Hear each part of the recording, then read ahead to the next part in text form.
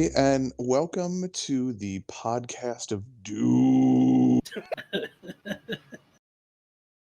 You know Tonight what? we're I have never been more happy to not be hosting the show right now because that was amazing. we're going to be talking about the things we did not enjoy one bit whatsoever, Mister. This 2020, 10 years or so that it's been. God. I'm All 87 75 years years of old the year now. 2020. Yeah. and especially with I'm gonna date this, whatever, especially with the week we fucking had before recording this. I think we're all ready to blow off a little bit of steam about things we fucking despised, or at least we're really annoyed by, because it's hard to really say that any of us hated too much this year, because we've all Right. been desperate for a little bit of fucking happiness. Yeah. With that Yeah, with that like- being said, Like in a year so peppered with misery and enough hate, it's more like these things. I was very cross about these 5 things Mhm. of these 365 days. These Yeah. things made the uninterminable even worse. Yeah, Fuck they- yeah, honestly, Mhm. there's something there are things that I want to say that I have been thinking about all year. Oh Jesus! It's like we were talking about in the chat before we started recording. Like, I can't say I really despised anything this year. There were things that I was indifferent to, and there were 1 or 2 things I was like, okay, whatever. But most of the time, like Arlen pointed out, we were just like, oh please, please, I need something. I need something good Are in you my are life you at right least now. mediocre? You'll do.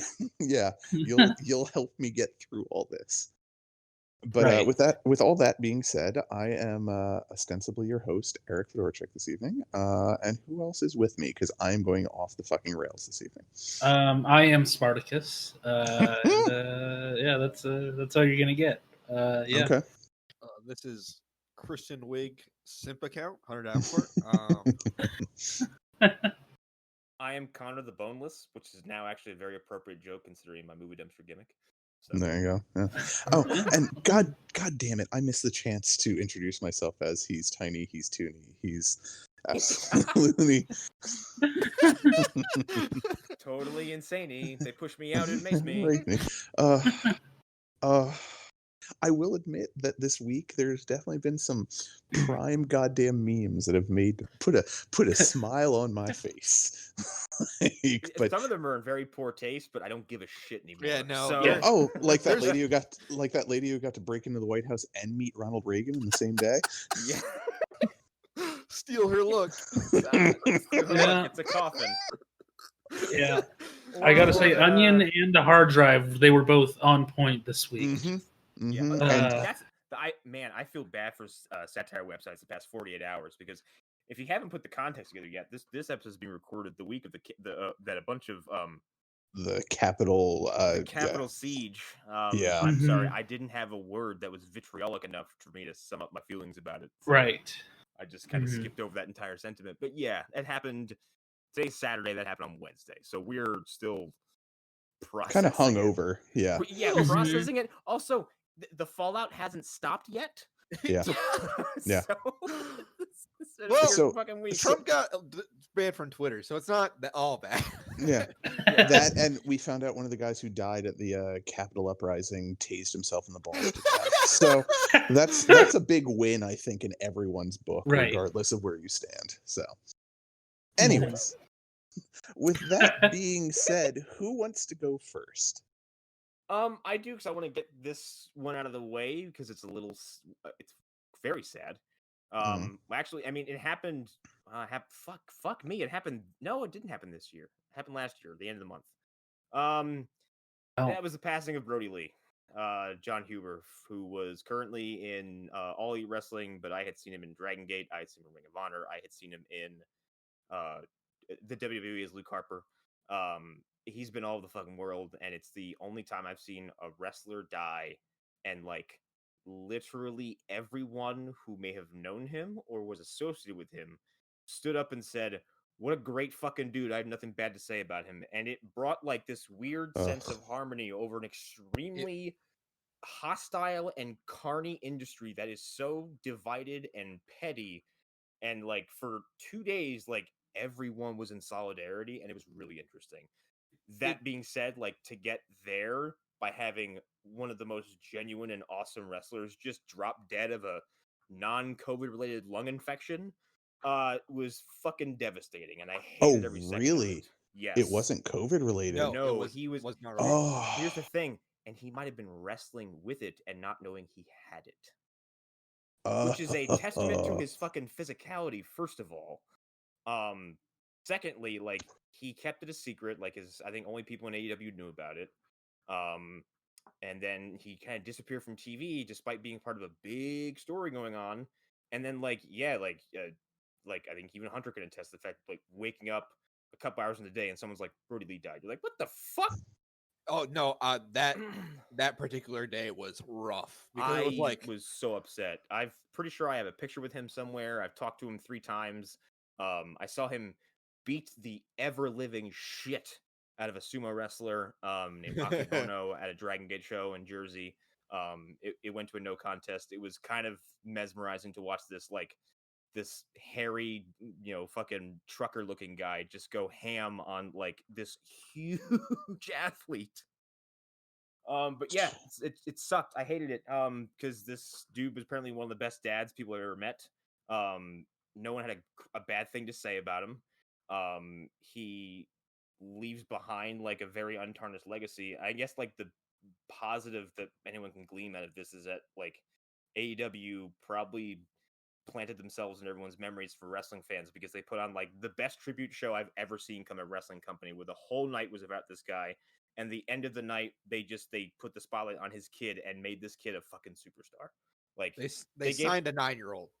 They signed a 9-year-old to a contract so he would get paid eventually by this company when he's of age. So he's looking at a fat sum of money when he's old enough to have it. They gave him the current model of their TNT championship and then retired that model, and it is the belt that this kid gets to keep forever. And put him front row and had him actually like defend his dad's honor on TV to one of the heels who classed it up by taking this kid's offense from a kendo stick. It was amazing, but I really hate to have to lose like one of the few good ones in this industry to make people like, actually behave like human beings every once in a while. So It was actually like the positive I'll bring to this. It's like the one of the only points of the year where I was like, damn, like people can really come together. Yeah, which is weird because it was like it was everybody. It was Yes. It was not just, it was like referees and like even Vince McMahon. Vince McMahon, who never tweets, got on Twitter and was like, John Huber's one of the best people I've ever known. Yeah, it was crazy. I that is the only part that kind of warms my heart about it, is like, Yeah. he touched so many people. So on the transitive properties of what you're saying here, Connor, you hate God, is what you're saying, because God is the one who took this wrestler out. So A equals B and B equals C. So A equals C. So you hate God. I'm finding the Saint of Killers, and we're gonna get a very elaborate feud going. I can go kill this motherfucker. I can cross off one of the things on my list. and with you saying like a 9-year-old defended his honor, I was really hoping you were going to say, and then he did a German suplex to the guy. Well, I wish. It was almost as good. So like the whole night, his kid has like the mask that was associated with his character with the Brody's like stable. So he wore the mask all night. He wouldn't take it off. And at some point, like one of the best heels in the industry right now, MJF, comes up, rips the mask off him, and just spits in it like 4 times. I'm like, that's rotten and really effective. But if this doesn't go the way I need it to, it's just baseless. And They kill a child. Yeah, he turned around and just slit the kid's throat. No, he turned around and this kid waffles the fuck out of him with a kendo stick in the face, and he sold it like $1 million. And I was like, that's one of the best things I've ever seen on TV. All right. Oh my. Yeah, that's not bad. I mean, it's that's kind of how this entire year has felt. Like, oh God, that's horrible. Oh, there's a little bit of a silver lining there. Some violence from a child to a grown man made this situation all the better. That's maybe that's the way the world should be. Well, all right. Or more 9-year-olds. Yes, give them guns. Let them do things. All right, who wants to go next? Can I go next? Because yeah. So this is like very directed hate. like oh wow. On a level I've that got one of those coming. on a level that I've never felt like in like because I've liked video games for a long time. I've liked them like I've for as long as I can remember. I love I think I know where this is going. I fucking hate Neil Druckmann. Okay. Yeah. I fucking hate him. Yeah. I am Yeah. so done with his bullshit. It's not even funny. Well, elaborate for me. I can't remember. I know the name, and I know I've always been like, "Oh, that guy kind of sucks." But what is his origin? Like, where is He's where? the creative director of Last of Us. He's Oh, also now the mhm. co-vice president of Naughty Dog. Okay, Yeah. he Right. can eat balls. Yeah. Yeah. All right. Fuck Yeah. that guy. Yeah. Yeah. I Because think here's the thing, like he has a lot in common with someone else I'm gonna invoke this year about like keep your mouth closed, please. Mm, He like there was already enough controversy around Last of Us 2, like between how people kind of reacted to the creative decisions, how people reacted to the crunch, and just lots of stuff around that game rubbed people the wrong way. and And people he's need to in the get off middle its of it, like, balls. yes, and he's in the middle of it, like arms out, like, yes, yes, and he's just fucking basking in all this attention, acting like the worst kind of pretentious artist that you can possibly come up with outside of one other man.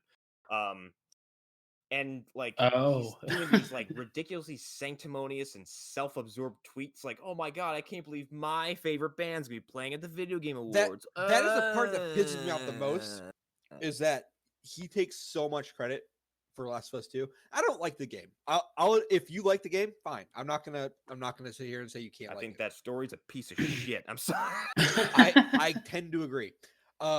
So Hang on, let me I my hate- monster out. Hang on. I Come on. hate how much this dude takes credit for something that he is not the sole person who's worked on the game. He's not. There's like hundreds of people who have touched that game, and he sits there and he acts like I'm responsible for it. Yeah. I can't think of any other like creative director that does this as much as Neil does.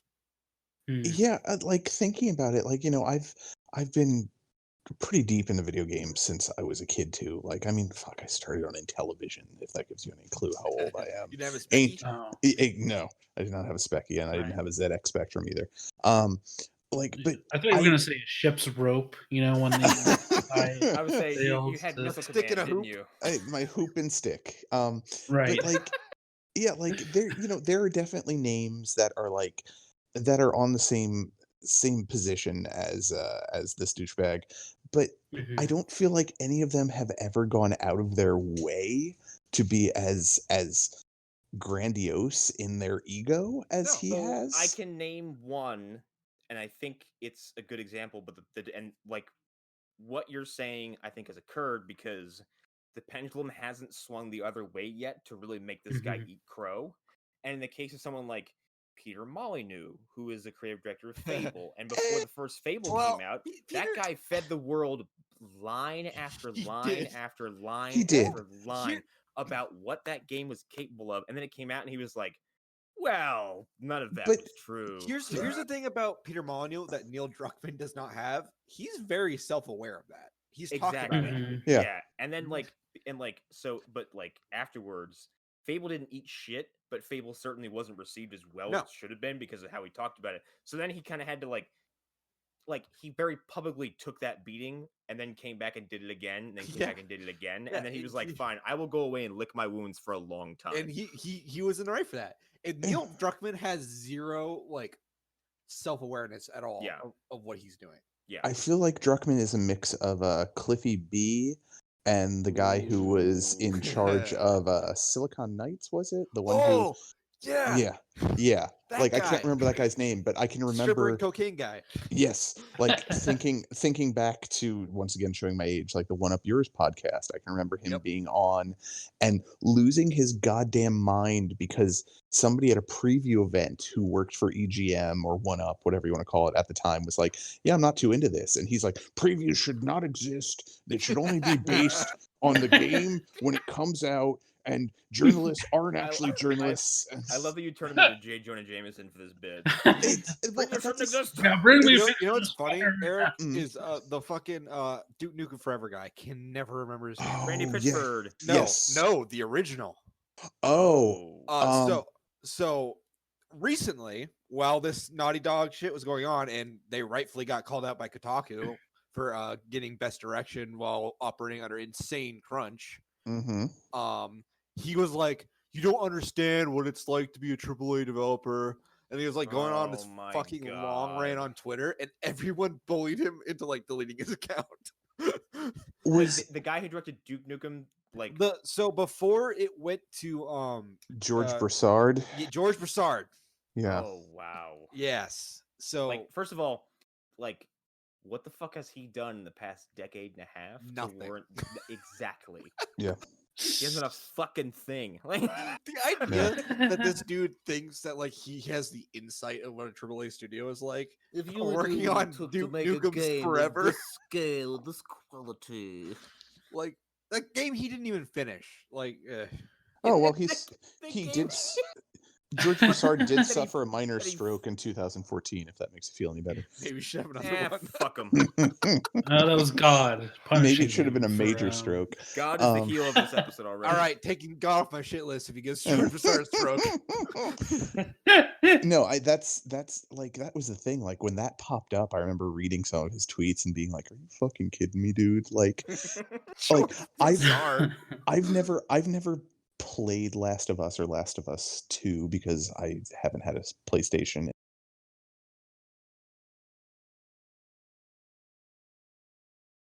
in a while. Some ways from everything I've heard about the second one, maybe it should have just been one game.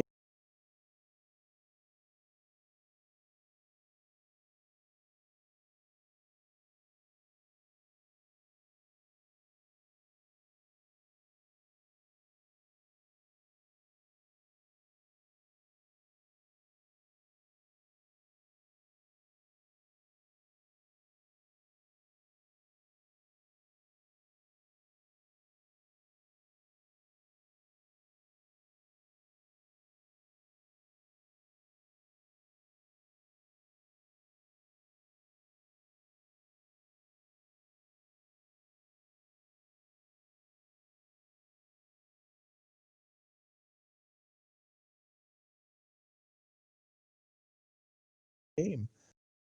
Maybe it should like it. I hate it, but whatever. I forget where I was going with this, but that game has a bad anger, rage. It's all around. I just hate Neil Druckmann. Like, pissed me off so bad. Oh this year. yeah, I'm sorry. It's comparing to the first one. I think the first one's narrative is like the first game as a narrative is just the right amount of everything to make it like one of the tightest gaming experiences you can find from like this, from the past few generations. Yeah, it's like the second one is attempting to do that again while being woefully not aware of what the balance should be and overdoing it in every sense of the word. It's like before Last of Us, like games didn't really have like that kind of narrative. It was like you had Uncharted, sure, but it was like there was nothing as I wouldn't say there's nothing as epic as Last of Us really before that. I just, again, like games like this and Ghost of Tsushima. That's the name of that title. That's the name. Like I don't know. That game pissed me off a lot too, but that's not enough to make my list. Well, so. I haven't played that game, so I don't know. Like I can't speak firsthand the controversies, but like, doesn't that come from the fact that like the directors are very blatantly and transparently fucking weebs? Yes. Yeah, and they don't have. They did not ask a single Asian person, "Hey, what do you think about this?" Yes. That's my understanding. And they just didn't. As a white person, like that like I get those criticisms, but like most of my criticisms aren't about that. Right. So it's like that game I think is just a really, really it nightmare to navigate. I'll put it that way. And there's other things. I would go into it, but I want to shit on Neil Druckmann some more. Fuck that guy. I hope he steps on the Lego. Hunter Davenport does not like Japanese people. You said it here on the Phantom Zone. Yeah, now Andy's gonna message me. No, he's gonna replace you because we're firing. Yep. Shit. Well, all right. So, any more shitting on this asshole that you need to do, or are you good? No, I'm good. Fuck that guy. Okay. Arlen, you wanna throw one of your Well, hates out there? just to keep it sort of on theme, on brand, one of mine was Ubisoft. I'm Okay. still angry at them. Yeah. I think it's fair to say a lot of us are still angry at them. Yeah. I'm mostly angry at them for keeping me from my Viking simulator, Oh, which I cannot buy with my own money. yeah. So yeah, fuck them think- still. Everyone at Ubisoft should keep their hands in their pockets at all times. I think Uh-huh. I think that's what some people at Ubisoft should actually lose their hands. Yes, Mhm. exactly. Right. Mm-hmm. Yeah. I think chemical fair. castration would actually be a much better. More Yeah. than likely. You know, Yeah, I'm all right with the middle ground, which is chastity belts. Oh, yeah, That is okay. also Okay. You know, Yeah. that's also good. Yeah. That we Yes. don't give them the key to. Oh, if no. they have to go to the bathroom. No. Yep. We're dropping the Bad. keys in acid, and if they can Bordering get on- into on, the acid, CD Project Red levels This there, is Kyle. Saw now. yes. Yeah. Every time they go to the bathroom, just like a little TV pops up, like "Hello." No, that was would like to play the game. Arlen. I completely understand that, and like I do feel slightly conflicted that I was like, well, I really want that game. Like, Mhm. I mean, I didn't pay for it with my own money, and I'm Right. glad I didn't. But Here's it's the thing: I don't want to make it seem like I'm guilting anyone because yeah, no, I get that. No, and here's the thing Yeah. with boycotting games. If you're to boycott a game that's developed by a single guy, then Mhm. that's an effective boycott. And like I think Right. the ethical ground there is Mhm. much more concrete. Yeah, but that's You're the same as boycotting- not. That's the same as not Right. going to like Armor Games or Newgrounds. Well, Like you're yeah. boycotting a single Yeah, person. exactly. Yeah. Well, no, because like Flappy Bird was a game that made a fuck ton of money, but was made by one guy. Well, and then Mhm. the Chinese government fucking disappeared him. So yeah. Yeah, exactly. Right. But like when you boycott a game that is a result of Mhm. hundreds of thousands of people's like really hard work and the work of like artists, designers, programmers, all kinds of stuff like that. I do think there is a certain like kind of you're kind of invalidating a lot of that effort. Yeah. And I know, But like, also- and everyone's like, "Ah, you're taking money out of those people's pockets." Like, I can't speak to that directly because I think most of what people spend in a video game goes directly to the fucking people like Bobby Kotick and whoever sits at the top of those fucking studios. Mhm. So like, I don't feel like you're taking money from these people, but like, you're certainly taking the fruits of their labor and saying like, "Yeah, nah," because of what other people around you fucking did. But Connor, Mhm. if you play Hogwarts Legacy, Uh, you hate trans people. You hate trans people. You hate Yeah. trans people. Right. Yeah. Okay, Exactly. yeah. Here's what fucking okay. People are gonna be mad at me for saying this. I don't like J.K. Rowling. Fuck her. She's a Mhm. turf. Yeah. I Yeah. don't think boycotting a video game is gonna do what you think it's gonna do. It's gonna do absolutely Right. nothing Here's the because She's problem. her gonna forget involvement. that game exists in a year. Yeah. You can't decide suddenly after Mhm. I'm sorry, Mhm. 10 movies Holy shit, and is it 10? and A 7 theme books, park. a theme park. It's 9 movies. It's fucking A. God fucking damn it. There are 2 movies. I watched them separately. I actually there's I 10 don't movies. watch part 8 or part No, 7. there's no, you're right. Oh my Whatever. god, you're right. Yeah, movies, they yeah, broke it's- the 7th book into 2 yeah, movies. 8 You're right. 8 Yep. Harry Potter movies and Yeah. two kind of bad Fantastic Beasts movies. 2 Um, oops, we put Johnny Depp movies in them. Oops, Um, that's Johnny Depp. Like, Oh, which deciding- one is Johnny like Depp? after Really? that much like pop culture just like momentum, Mhm. now you want to boycott the game that's Yeah. probably going to be pretty fucking good that has nothing to do with this woman. Right. Now you think that's a hill to die on? If no. If she's Yeah, touched a I mean- single line of code of that game, I would feel bad. But at this point, like, Right. she's done nothing but okay some things. So I think that opens up a conversation about when and where this stuff is relevant, and Mhm. it all comes down to personal choice. For me, I don't play games as much as the rest of you guys, and I certainly don't buy them as much as the rest of you do. Yeah. So for me, it's a thing of the very rare number of times where I'm going to spend money to own a game. It's going to be because I feel good about it. I'm not going to walk away from it feeling icky at all if I can avoid it, because I don't do it that often. And it's funny we invoke Rowling because like it is kind of a death of the author kind of situation where like yes, you have to reconcile like all the shitty things that this entity did Mhm. if you want to spend the money to obtain the thing. Right. Also, she's one person who might not have been that involved. In the case of the Ubisoft, which we did go into in depth, so we don't need to spend too much time on it. Everybody. It's everybody. It's every level. Apparently, the son of the guy who currently runs it is like an even bigger piece of shit. Oh, Jesus Christ! Did you see the shit with the HR department? The HR department was involved. Yeah. Yeah. It's just like every level of that company is awful. I know from a friend of the show who I won't name, who had friends that worked at Ubisoft, that it's a bad company. So yeah, like I have friends at EA, and they look at that and they're like, oh. So yeah, I think. Oh, you made friends with that guy again. Yeah. I somehow doubt that. Okay, we'll get into that later. More people. Is he on your list now, Hunter? Yeah. No, we'll get into that later. Here's the thing: more people like made that guy run the fuck away so badly that in this moment now I forgot his name. I just know he exists. Yeah. Okay, let's get it. I don't want to steamroll Arlen's topic though. I'll talk about it in a bit. No, well, I was kind of winding down. So if we do want to transition into another person's, but I was gonna add to that. Like this year would be with the Ubisoft stuff. This year is a good year to say that the video game industry as a whole is pretty fucking villainous. Yeah. Yeah.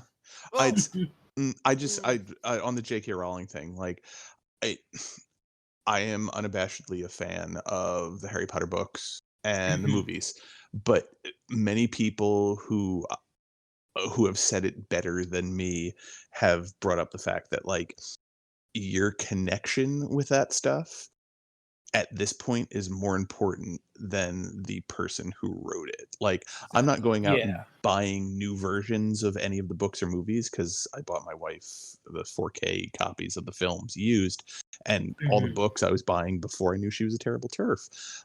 Right. But that is the sole like gleaming light I have with this, is that like I can disconnect myself enough from like all of that bullshit because I still enjoy them for what I get out of them, not because I'm reading some sort of subtext that might or might not be there. And just she's just a terrible piece of shit. It's very much like the Lovecraft thing where it's like, wow, this guy had an indelible effect on me as a young reader, and now that I know he was a racist pile of shit. It does. I was in my 30s when I read the Harry Potter books. Oh boy. I thought you were gonna say I was in my 30s when I read H.P. Lovecraft. And like I think but to your point, like you remember the effect it had on you more, and you remember the stuff you went on to discover and like how that affected you. Like Lovecraft, honestly, I love all the stuff that's come from his work a lot more than I love his work, and I appreciate his literary offerings, but I also appreciate far more like what it's influenced. And I love the fact that we got a show like a book and a show like Lovecraft Country, which makes you reconcile with the fact that he was a horrible person. Yep. And does it in a really great way. Yeah. All right. Well, we've gotten that out of the way. I guess I'll drop my one thing that I will pretext this by saying it's not even that I hated it. I was just painfully bored the whole time I was watching it. I went into it hoping it was going to be better than it was. Wonder Woman 84 did absolutely nothing. And it has nothing to do with it being Wonder Woman, because I love Wonder Woman when she's done well in the comics. There are I do. She can fly in this, so of course I hate her. Right. Women can't fly. Women can't go into the sky. They can't really move. They're actually, not allowed. They just If they leave the ground, they die. There are so many things that are fundamentally wrong to me as a comic reader and as someone who is female, whatever gender positive. I don't even know how to say it because I'm not that eloquent. But Right. there are so many things that struck me as just inherently fucked at points about this movie. I like that movie. There's some weird shit, man. I do, and here's the Yeah, thing. there's some stuff that's not great. I loved it unabashedly. I had a really good time with it, just because, like we said before, like there's so much shit going on around us that I sat there. I was like, this is 2.5 hours of escapism. That I gleaned a lot of wasn't from. for me. However, That's fair. it's 2.5 hours, and that's a no. Yeah. And there is some heavy implications. There's also some questionable stuff in this movie. Like, all right, well, like my first big thing is like, this is fucking Wonder Woman. Why is she spending the first 45 minutes of the movie being sad about her dead boyfriend? Okay, Like, she's supposed to be the exemplary example of like women empowerment, and I'm saying that as a man, so automatically my view is a little bit skewed, but I'm just saying everything that I know, and this is also because I watched this movie with my wife because she was like, yeah, I'll give this a try, because we were both kind of like about the first one. She's like, why is Wonder Woman so upset about her boyfriend being dead? Isn't she Wonder Woman? Isn't she supposed to be? It's also been 50 years at that point. Yeah. Yes. Also, why is she a rapist? Okay, well, I think that's a little overblown, I would say. I don't know. Okay, it is, because here's the thing. It's not like, because I think, all right, we had to address that because that is a fucking elf in the room. So like, the manner in which Steve Trevor is resurrected in this movie is not that he returns to life in his own body. He is implanted into the body of just a random guy. Yeah. And like, I was like, that's existentially terrifying. Right. And it's not comfortable. It's not a thing where I'm like, that's completely okay. But a lot of people have been saying, like what you said, Hunter, like rape with a capital R, and I'm not on board with that. Shaylen here brought up a good point to me. Is that, what if he was awake that whole time? Yeah. You mean, what if he shared a consciousness with Steve? Yeah. Yes. But they couldn't interact. Yeah. Like, there was like a wall between them. Yeah. If they had clarified that, yeah, I would agree. Like, if it's like a Get Out situation, that would be totally fucked. But go ahead, Hunter. It's so weird and not explained. Like, at the end, like, it's just like she meets him and doesn't say anything to him. Yeah, that's right. No, that's weird. At the very end, like, I thought they were hinting at her wanting to bone down on him again, and I'm like, this is really fucked up. Like, I'm sorry, but that is kind of rape. Like, it's a little bit sexual assaulty. Yeah, like, this man had his card. There is that, like, if Dinah never revoked her wish, like, that dude's consciousness was just blasted into ether for, in perpetuity, until that wish is revoked, which means like the moment she made that wish and the moment Steve's consciousness in that guy's body, that, like, the essence of that guy is just fucking gone. Like, it's just I don't know. As far as we know, it just disappeared. He no longer is who he is. The problem is they don't explain jack shit about it. And that is a flaw. But that is a flaw in this movie. I can absolutely understand. It's far too vague for the situation for them to just leave that. Especially if they have sex. That's fucking weird. Right. Like, I will admit that I thought Pedro Pascal was fucking phenomenal in the movie. Like, God, he's he was so good. He was destroying every bit of scenery he was in because he was so good. Yeah. And I thought Kristen Wiig did a great job. She's like, great. Yeah. I think she did an amazing job, like, expanding out from comedy, because she I mean, don't get me wrong, they definitely played up her comedy in the beginning, but like, when she was becoming a full-fledged villain, like, it worked. Yeah. And then they had the special effects on her as Sheila. Okay, that was a colossal disappointment for me, because I was like, fuck it. Like, for one thing, I want to address the status of, like, a villain in the movie, because, like, there's no real villain. Like, there's antagonists, but the villain is, like, fucking fear-based greed. On a global scale. And, like, and racism and racism. And, like, they do shit, like, because, like, what I liked about the movie a lot was that it's a story about lonely people who think they can just immediately cure Mhm. what ails them by just having stuff.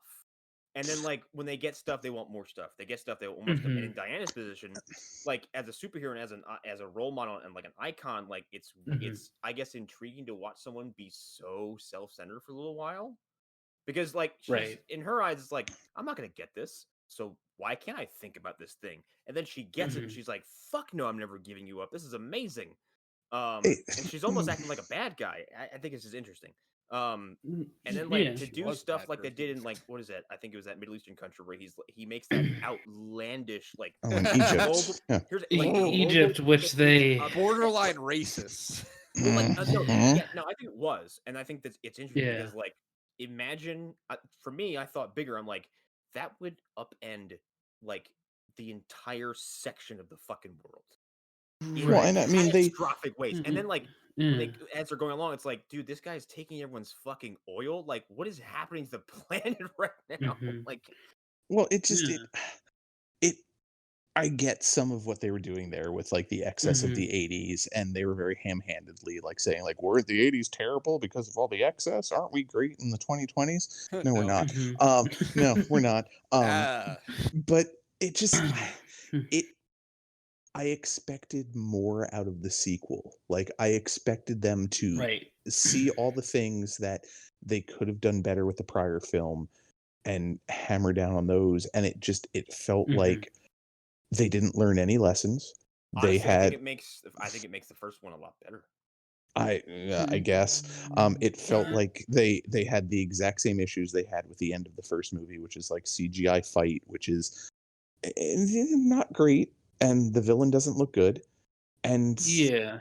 it Yeah. just I don't. And then the ending to this, like I mean, this is super like just well, how does that work? Like, how is it that Mhm. Max Lord is yelling everything and Diana is just lying in a corner like 30 feet away from him, like talking in a normal voice and he can hear, or All everyone right. can hear?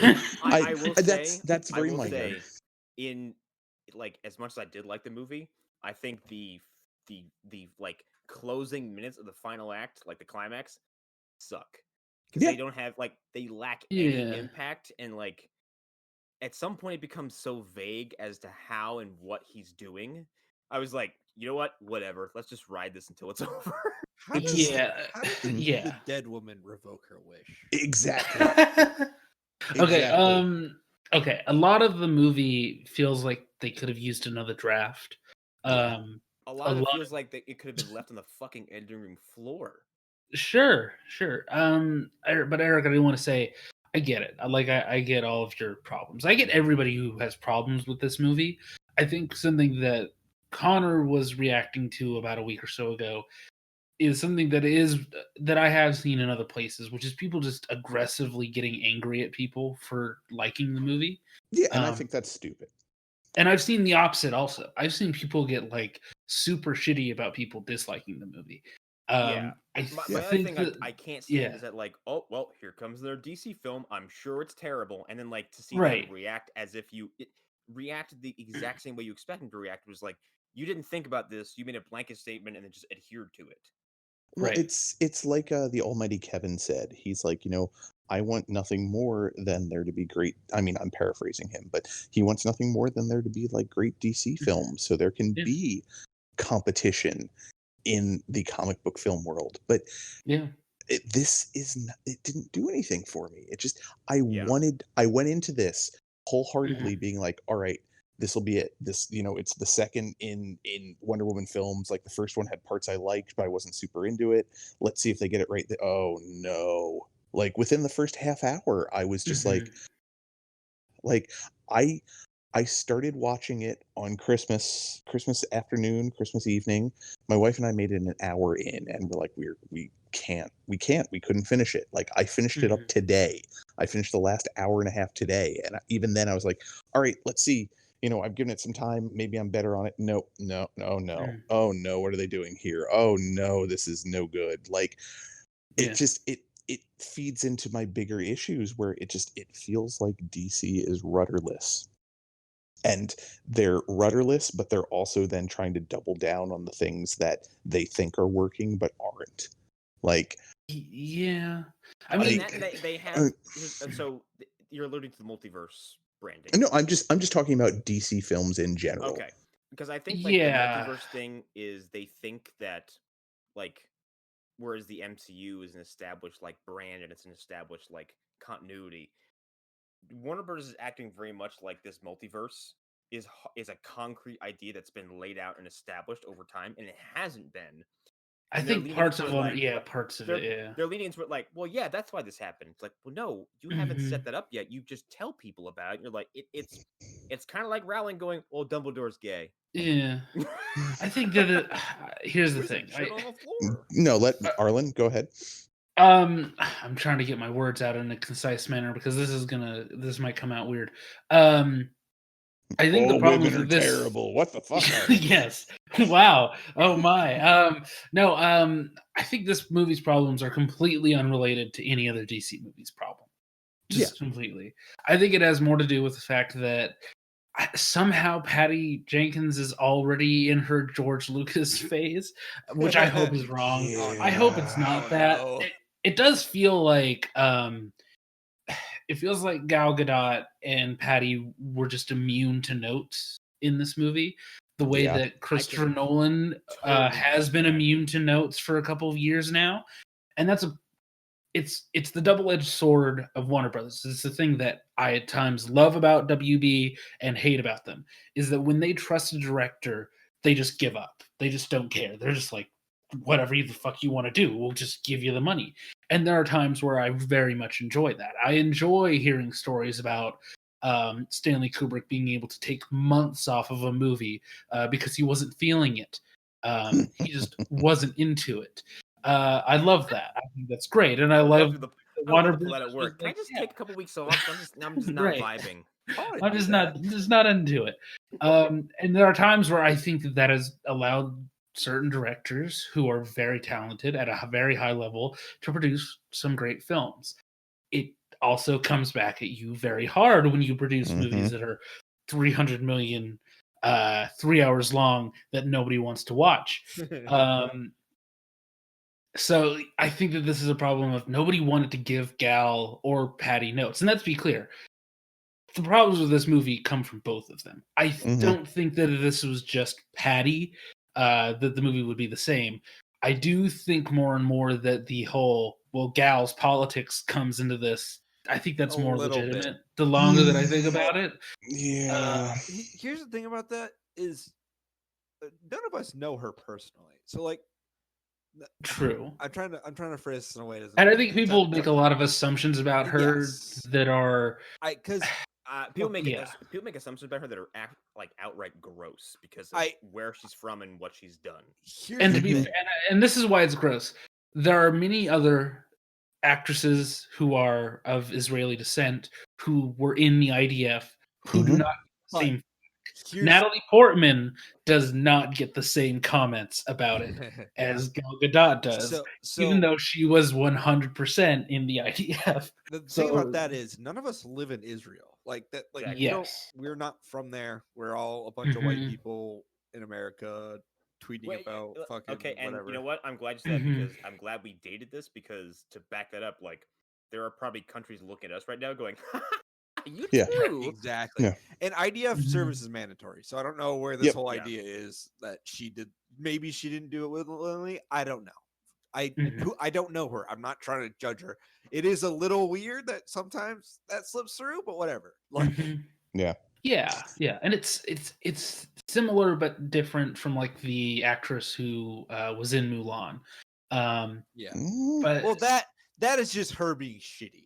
Yeah. Well, yes, but it's the same thing of like there are people in this world where their nationalism is a big part of who they are and their upbringing, and it's something that they can't really break free of in a lot of these cases. In her case, she is an actress who is like state paid. In that, not Gal, and Gal Gadot's case, it's like you can only judge her based off of how much she continues to support Israel, and that's a whole other topic that we don't necessarily need to. I am not an expert on Israel and Palestine Right. relations, and I will never claim to be.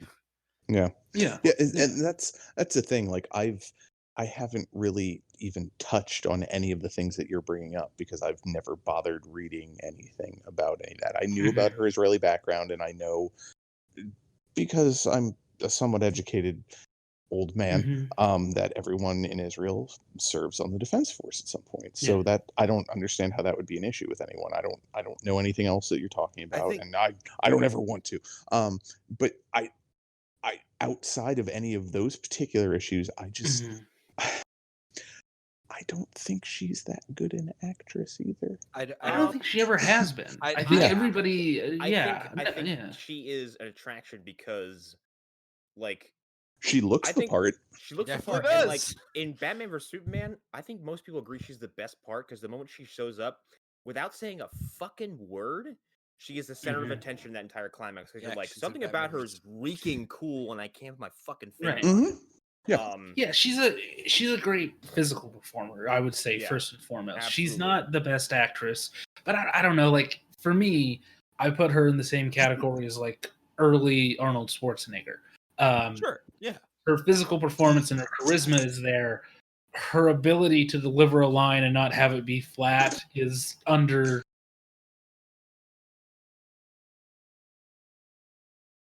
line in the movie. Oh, right. Like, for me, it's a thing of a good director can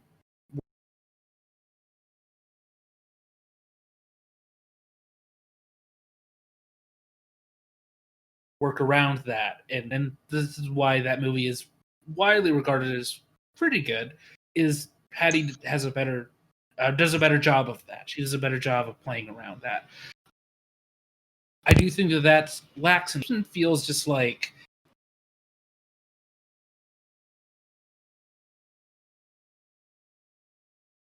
it feels like a sophomore album. It doesn't feel right because it's not the album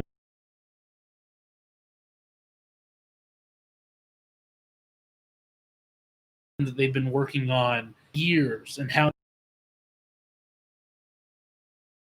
they would approach this. That's just had aspects of that movie in her for a very long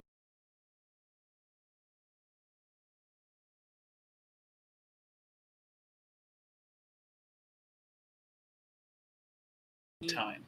This movie just feels the thing. Movie's great. You can I understand not loving all the DC movies, and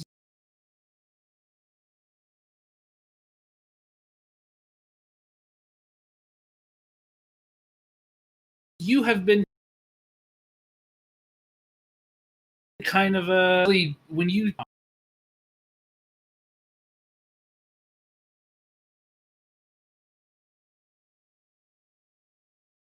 that's I can have to deal with in this life, where we're like love every other movie that is directed by a man, but they specifically don't like Birds of Prey, Wonder Woman. No, I just to just touch and you're on not this. in that category. Yeah, no, and that's the thing. Like all the time. I've said it multiple times on the show at various points. Like I want nothing more than there to be good movies from both parties. And I am not happy at all with what DC has put out, and I love so many DC characters. On my what I said about Birds of Prey,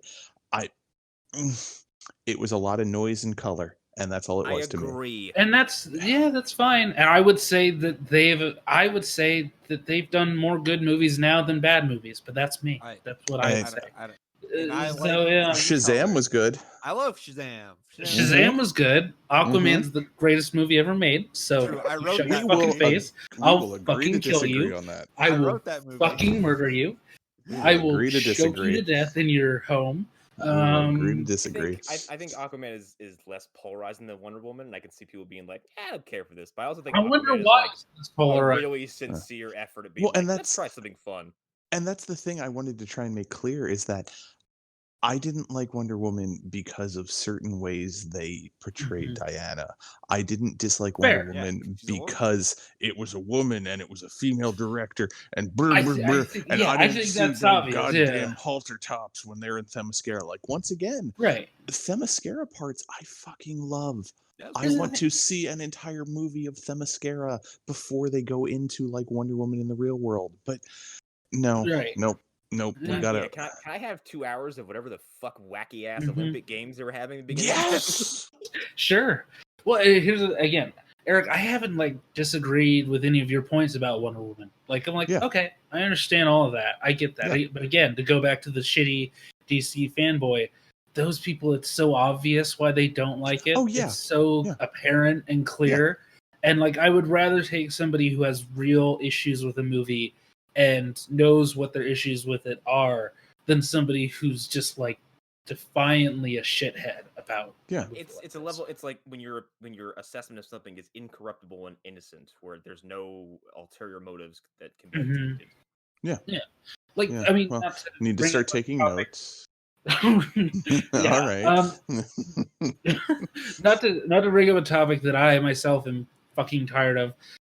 Part of my problem back during the last Jedi Wars, as I call them, was that there would be people who would say things that made no fucking sense. They would say things about the movie where I'm like, did we see the same film? Did we watch different movies? And they would just bring these things up where I'm like, you need to get on like medication or therapy because you exist in a different universe than Arlen, me. I can't imagine how this would feel having someone just debate a movie you love with realities that you didn't experience. Right. Like my friend John with Bucky. We haven't been living in that for the past fucking 4 years. Yeah, no, not at all. But Life's a hellscape. on that note, like I said, I went into this gung ho for it to be like, yes, it's a sequel.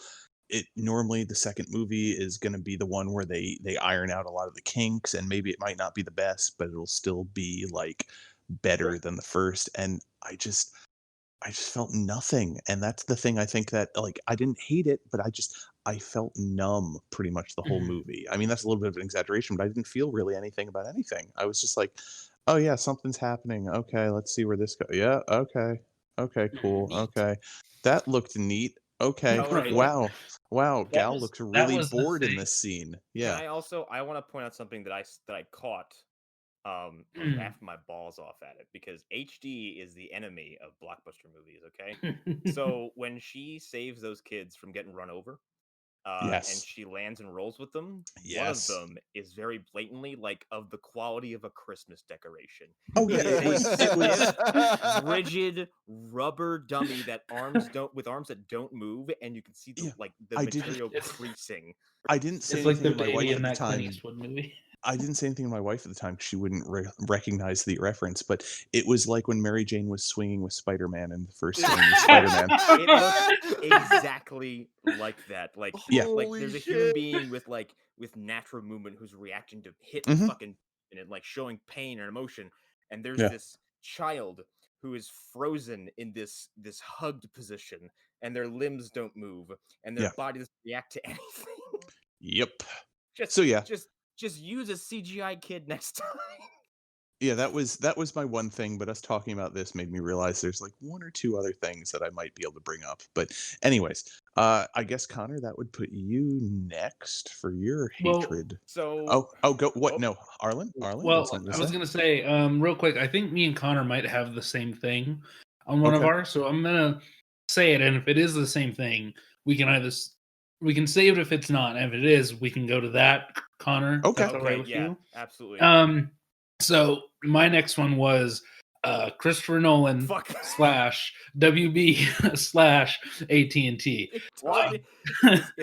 It's fucking Christopher Nolan. Why can't you shut up, please? For the love of God! I have never in my life gone from, man, I love this dude. Like I already talked about Lovecraft. That was a very gradual process, but like. I've never had a bad thing to say about Nolan because he's a director who is usually very quiet and stays away from live mics and doesn't talk. I wonder why. Something happened to him in the time where everyone's staying at home, and he made this big ridiculous time heist, whatever fucking time spy movie, and it ate shit because pandemic and something in this man's brain short-circuited. Actually, Oh, go ahead. Because then he starts just spouting off bullshit and nonsense that like we're like, dude, nobody fucking asked you. Sit down, please. All right, before we step away from Tenet for too long, that was going to be one of the things. Once again, it wasn't a hate. I actually really enjoyed the movie, but Tenet made me feel really dumb, and I think it's the movie's fault for doing that. No, it's the movie's fault. Okay, It's the movie's fault. Yeah, That's like what I've heard. I've heard like John said in the chat. He was like, I don't know what's happening, but I like it. Like, yeah, it's so I really enjoyed it, but yeah, like my wife and I at the end of it, like we kind of looked at each other and she's like, I feel really stupid for not understanding what was happening in that movie. I'm like, yeah, I do too. And all the times that they tried to explain it, the audio mixing was so fucking terrible. You could barely hear what people were saying. So maybe they did it. What's that? That was his intention. Yep. I'm sure it was artistic intention. It felt like, oh shit, did I miss the most important explanations? And that's why I'm dumb? No, it just, the movie did a bad job of explaining its universe and why it worked. It looked cool, but yeah. Anyways, continue with your hatred of Nolan and 18. I do think it's funny on that note, though. Like, he can make 3 Batman movies that are, like, totally not obtuse and very simplistic and really easy to digest. But then, like, you're like, man, I can't wait to see this guy do his own ideas. Oh, no. Well, but Inception was his own idea, right? Like that's hyperbolic, but like, Inception's great. I think fucking Memento is awesome. The Prestige is one of the best thrillers I've ever seen. I like that movie. And I dare you to find a more compelling movie about fucking magicians. Yes, right. What about the other one with Edward Norton? The Illusionist? I don't hate that movie. It's interesting and it's nothing like The Prestige. I think that movie's fucking boring. But yeah, it's because it's a period piece that has that's like supernatural, but not. And it's Edward Norton, and he's a little bit too Weasley to be that. Yeah, just a deal, and come on. Especially when the villain is Rufus Sewell, you're like, come on, man. Yeah, exactly, exactly. But no, like no one really outed himself as an extremely pretentious artist in the last few months.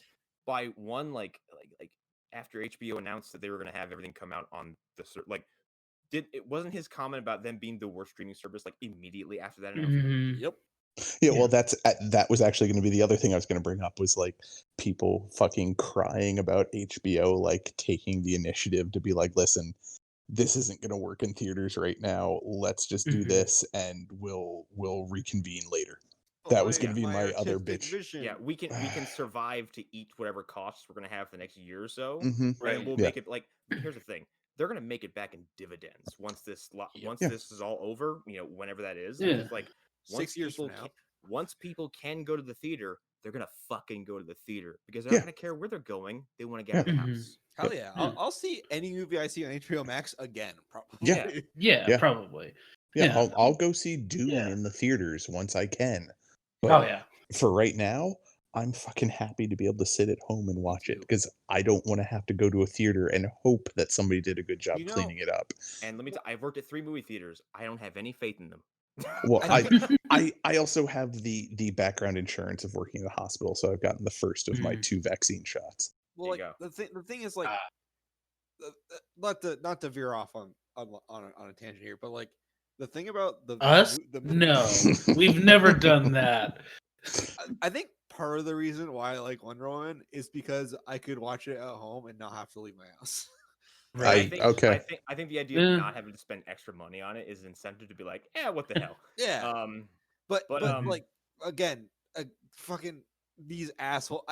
To go on Eric's point, like these assholes who are like probably millionaires who are like, oh, but we don't make as much money doing that. Like, fuck you. Yeah. Like so. I get there are points that people have, like not points as in like I have a point to make. Like they have percentages that they will get based on the profits of the films. I understand that.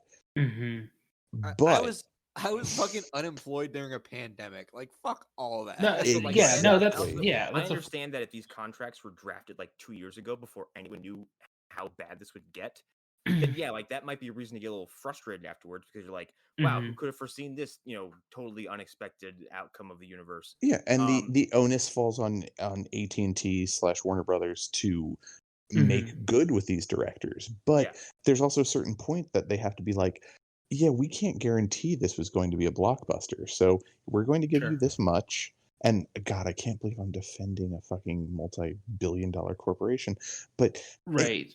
these we are Yeah. living in unprecedented times, and to make any type of profit off of something that could Mhm. potentially not make any money should be a win for a lot of these people. yeah, Yep. like from a Yeah.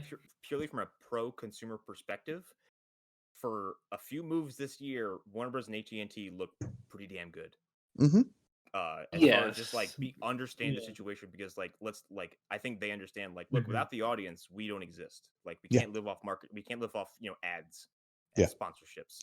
yeah. Mhm. The consumer dollar is our lifeblood, and like I think Nolan is so up his own ass that like he's like all the pieces have to fit for him to feel totally cozy. And so Yeah. he has to have. I said it on like I think a Facebook post. Like I don't think it's much that like the movie's not in theaters. It's that he can't have that vicarious like, oh, people are in a room enjoying my thing en masse. I think it's an ego thing altogether. I Yeah. don't think it has anything to Probably. do with the business side of it. I think it's an ego thing. Yeah. Well, Arlen, you seem like you have something you wanted to say, like Well, based on just how you're reacting to some of what we're saying. I just want to point out, yeah, Nolan's like being a giant cunt about a lot of this stuff, and the way that he's said things has not been, I would say, appropriate. I do want to point out that like a lot of the directors who are sort of against this, they have good reasons to be against this. AT&T in general, since buying Time Warner, they're just not doing good things. They're making a lot of decisions without advising anybody about what they're doing. That's the Yes. one point where I'm like, okay, like Yeah, it Yeah, was. that's a you legitimate need to gripe. tell people that you're partnered with, that you're in business with, what's going to happen ahead of time. Well, yeah, Um, wasn't sorry to interrupt. Wasn't the story that they didn't let any of these people know until 90 minutes before they announced it? Something like that? Yes. Yeah. Basically, they were like, "Oh, in a few minutes we're going to announce this, and there's nothing you can do about it." And for those reasons, I'm like, even though I agree, Eric, I would rather watch Dune as soon as possible. Legendary is completely justified in suing Warner They are. Brothers, They are. 100%. I'm not Yeah. disagreeing with that at all. But Mhm. from a slightly educated on directors and how films would probably Mhm. trend to do, I don't think Dune was going to do that hot in the theaters. Sure. It's Dune. It's not going to be Yeah, like and fucking Star Wars. Yeah. we've discussed this topic a lot, so Yeah. we don't need to go too deep Yeah. into. Like I love Yeah. Villeneuve. Like I love his movies wholeheartedly. Like everything Yeah. I've seen by him, it beautiful and perfect. Yeah. They've never done well in the theaters. They've He never makes done art house gangbusters. blockbusters, and like that's an Yeah. oxymoron. What do you Yeah. do? Yes. Yeah. And they're Well, good. I would say he was on sort of a rise, and then once he hit a certain budget level, none of it hit. Like Arrival was his, I think it's his Mhm. biggest hit, It is. considering how much it cost. Yeah. And everything else has kind of just been like, nobody's going to see it. Nobody's Yeah. going to watch it. There I'm is- going to see it. I'm watching Blade Runner 2049 twice in theaters because I'm a Yeah. maniac. Hell yeah. The The but better it's just cyberpunk. me. That Yeah. movie is beautiful and perfect, and it's also the best sleeping pill I've ever taken. It's so Yep. good. I love that Yeah, It's movie. I watch it to fall asleep because the Yes. score of that movie Yes. is It so is soothing. gorgeous. I love that movie. But Mhm. I was also going to say, like, it has. Well, I wanted to question: did Godzilla? Was it King of the Monsters? Was the second movie of Yes. the new ones? Did that do really well in the Yes. theaters? I think so. None did of alright. those movies I have think it done. justified making another one. Well, yeah, Yeah, I I mean, understand they already because they made have a the plan. movie. Yeah, Yeah, like but I'm they're not going to throw them away since they already No. made but them. I'm just questioning, like, would it, based on how everything is going, like that's Mhm. where I run into an impasse with Legendary, which I understand and I can sympathize with why Right. they are upset about things, but Mhm. looking at it realistically, like how much money were they really going to make off of Kong versus Godzilla? I wonder. Go ahead. This is more of a question for you, Arlen, like because you know better than I would. Like, do movies have the diehard people like us? We're gonna see Godzilla vs Kong. Like, yes. Do they factor that in when they make these movies? Like, is that like a thing nowadays? I'm sure I'm sure they have analytics. I think you always count on a built-in audience to show up first. Yeah. They assume a certain degree of that. But that's how a movie like Monster Hunter gets through the creative, gets to see the light of day, because someone will say something like, "Oh, the fans of the video game will come out in droves." They're wrong, they won't. But the assumption is based on the assumption's based on precedent, where it's like, "Oh, there's core fans of this thing, and they will assumedly be first in line." Nope. Oh, like Justice League. Well, in the case of Monster Hunter, that's a thing of, well, we know that Paul W.S. Anderson can make us X amount of money on this budget with these actors released with this strategy. So if we repeat it for one movie ad nauseum, right? It could work. It could make us money, and we're not going to lose money. And even if it's bad and it bombs, our insurance isn't. Our premiums aren't going to go up as a result of this movie bombing. How much we get back is going to put us in the red or in the black. I'm not a financial person. I think black. The thing about you brought up Monster Hunter is like that is a game that has a very hardcore audience. Like that, and they were like, "Fuck off." Yes. So I guess that's where my question comes from is like, for Godzilla versus Kong, I don't know if they can justify that on that alone. Yeah, right. Because it's not like the games industry when you sell a couple million copies and you're good. Like, So with Godzilla versus Kong specifically, and those movies so far, their biggest metric in terms of like what works so far has not actually been like fans or even America. It has been China loves those movies more than we do. Really? Yeah, they really love those movies because they're big popcorn shit. Yes, they love pure action adventure popcorn stuff. American actors who are very handsome. Not a lot of comedy that doesn't translate to other places. Very like broad comedy, and a lot of actors of different ethnicities playing lead roles, as you do have in those three movies that have been released up till now. They're very China friendly, and you can slot in extra scenes, as we've talked about many times in the various chats. You can have the actress who plays the twins in the last movie. You can just shoot extra scenes with her and slot those in, and suddenly she's the lead character of the movie. And you can edit the Karate Kid remake into a movie about an American boy who moves abroad to bully Chinese kids. Right, exactly. Wait, what? So, I'm sure that exists. No. Yeah. From what I understand, the movie is edited to make him look more shitty and justify the actions of the local bullies, I guess. Wow. No, this is all coming back to me. I'm remembering this now. Yeah. From my wow. Yeah, that doesn't surprise me. It's framed differently to make Jaden Smith's character look a little more like he's the bad guy. I bet it's like more in real life. I bet it's frankly like when like an American moves to China, learns how to fight, and starts beating up the locals. Yeah, maybe it's kind of a shitty thing to do. Yeah, maybe we don't make that movie. Maybe leave an old, sad, drunk man alone who's too busy mourning over murdering his family with a vehicle. Oh my god! God damn that movie! That movie went some weird places. I want to see this cut, honestly. Arlen, to get back to Warner Brothers and Nolan and all that. Oh, so like, yes. The other thing about Nolan is that after this whole HBO thing, like, he was like, "Well, look at all this attention I got from saying something stupid. Let me say something else." And he was like, "No one appreciates Tom. No one's gonna appreciate Tom Hardy's performance in Dark Knight Rises." That made me laugh. Long time coming. That was here's the thing. That one felt like a joke. It felt like a real. It did. But then you're like, I don't think this man has that much of a sense of humor for that to be a joke.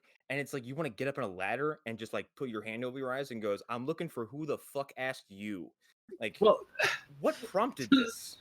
so something I haven't been able to get across in the chats is like part of me is very angry at him, and that's why he is on here as like disappointment. But part of me is like, yeah, why not burn your career down and just say fuck it? Like, I think it's why not? I think it's entertaining as fuck to watch this Yeah. man who's been Oh, like no, this it's kind of fun. like this artsy enigma. It's like, oh man, a Christopher Nolan movie, fuck, yeah, and just like misses it around, and then have him come out and just like fart through his mouth for 2 months is like the funniest fucking thing. He's like, I'm burning all my bridges, motherfuckers, try and stop me. And then like he caps it off with like saying like, oh, I love Fast and Furious Tokyo Drift. What the fuck? Like, Well, yes. I think some of this is also because he was. I don't want to say he was on a meteoric rise because he was already pretty high up there, but like he definitely had was a up lot there. of. Yeah, he had a lot of pull in Hollywood. Like he and Quentin Tarantino and I forget who else were like huge champions for like, no, film needs to be shot on film. It doesn't need to be video, like blah blah. Yeah. And COVID has like fundamentally screwed something up in his head. And yeah, I think that's it. I think that's all money. I don't think he's been able to bounce back from it because he's somebody who's, I think, so mired in the idea of film that he doesn't understand that like film exists because of an audience, not because a filmmaker makes something. Yeah. Also, I don't think he is accustomed to the idea of failure. Yeah. Because like Tenet, like when they released the first like box office numbers for Tenet, I was like, that is fucking brutal. It was like $30 million for an entire weekend globally. I'm like, that's an embarrassment for that guy and like his name being on something. And I don't think he is associated with the idea of like one of his movies coming out and just nobody giving a shit because there's too much going on.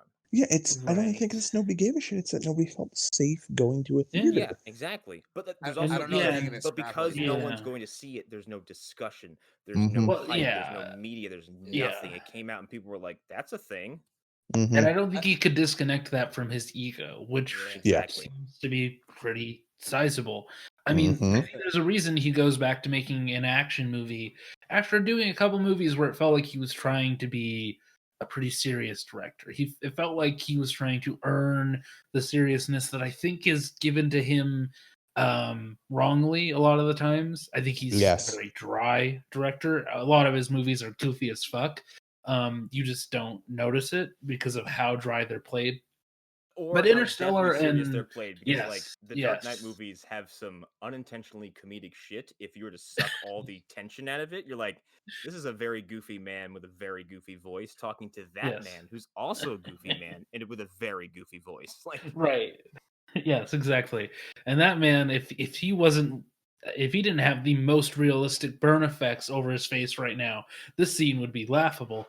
Yeah, there's a lot of stuff like that. But I think, after Dunkirk was not like the biggest hit on earth, and Interstellar is kind of a joke for some people because it's almost I love that movie. Too serious. I love that movie. But there are a lot of people who are like, is this what a robot thinks feelings are? I love I have a treadmill that looks exactly like that robot. God, you saying Dunkirk reminded me that I totally forgot about that movie. I watched it once and I was like, that was pretty good. I love that movie. And that was it. Yeah. That's one of my favorite movies of his. But like, I know of people who love his movies that have not seen it. Like, they just did not. I haven't seen Dunkirk yet, but I'm just fucking dragging my feet on that. I haven't either. Yeah. It's worth watching. I haven't seen Tenet yet either, so I'm dragging my feet on everything. I also just watched The Predator this year, so okay. I'm sorry. There you go. All right. Well, I think we've, unless anybody had anything specifically about. I think the last shake we just gave him is appropriate.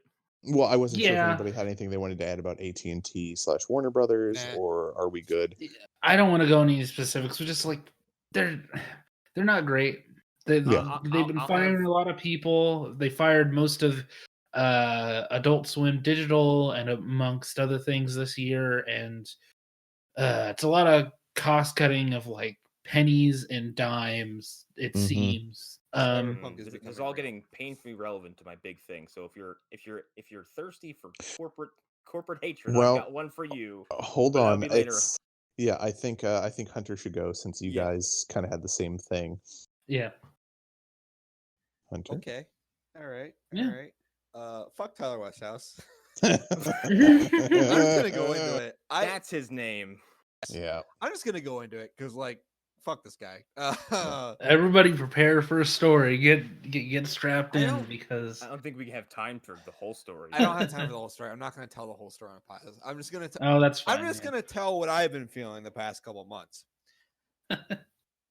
I've never been so angry and like intense hatred at a specific person I've known. Like, I think for you, it's different than like maybe Yeah. someone else's perspective because you knew this dude personally. yeah, it's like, for those who don't know, I helped get a man fired from EA or Lucasfilm or wherever he was fucking claiming to be working, because that all turned out to be false. I don't understand what drives a person to be such a fucking villainous scumbag. And that can go for anybody who's been like on the cancel list. Let's put it that way. But when you know them personally, that's a new level of like hate. Well, it Yeah. recontextualizes all of your experience with that person. So like what might have been a either neutral or positive experience, like 3-4 years ago, you look back, you're like, was any of that sincere? Like, were you plotting Exactly. something then? How much of that were you lying about? Like, Exactly. how long Well- have you been a dishonest snake in the grass? Well, even further than that, like from what I know of the story, which you've told us most of it, but the fact that you were in a place that you felt the way you did because of his actions, not anything that was actually going on that Exactly. you were doing, is unbelievably shitty. Like, It's fucking insane. And like, then to hear from the communities he was involved in, like how many people he Yeah. like had ripple effects to, I was like, wow. I'm like, I don't even know this guy, and I fucking Yeah. hate him because I'm seeing all this like weird damage he did, like with degrees of separation to lots of people I've come to know as friends over the past like 5 years through Facebook and stuff. So like Yeah. me, so divorced from it personally, was seeing how much it was affecting those people. I was like, well, yeah, fuck this guy.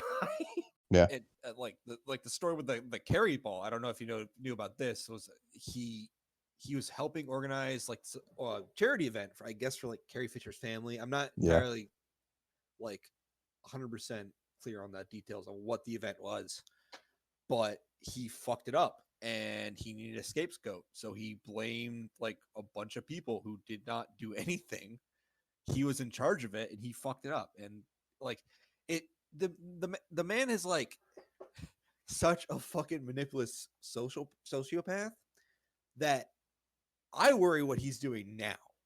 Yeah. Because I have heard nothing. I got a notification on Instagram one day recently that made me believe he reactivated his Instagram account. Oh no. So I don't know. Like, it's just fucked up.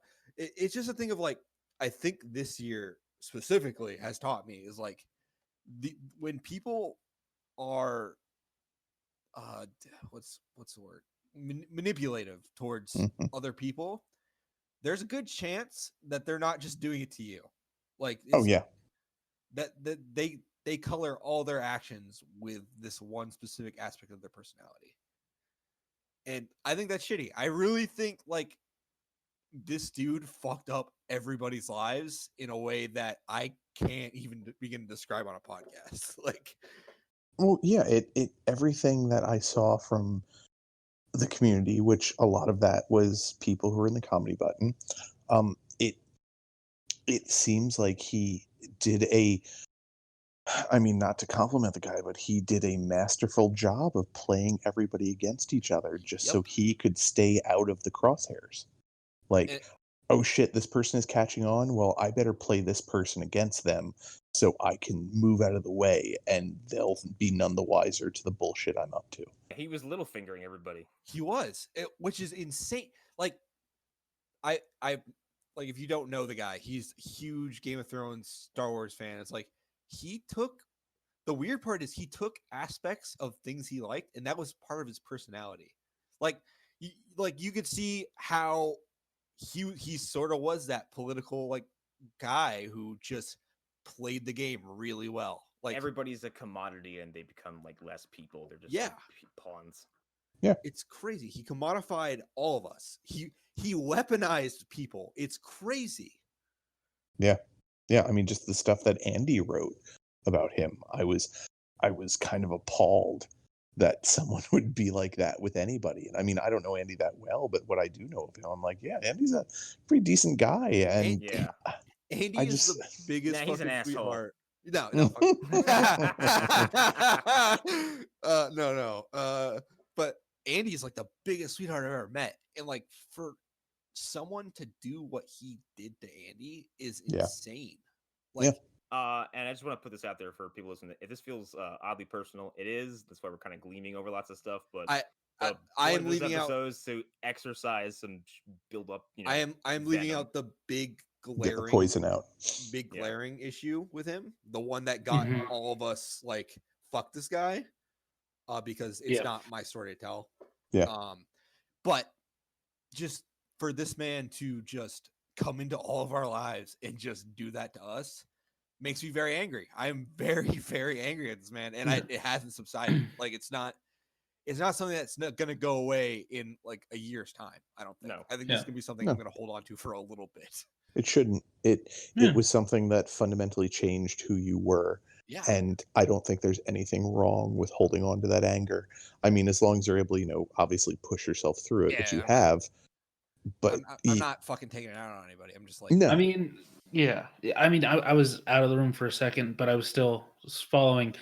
I just want to point this out. I was an observer of a lot of this stuff from the outside, observing the situation as things were going on.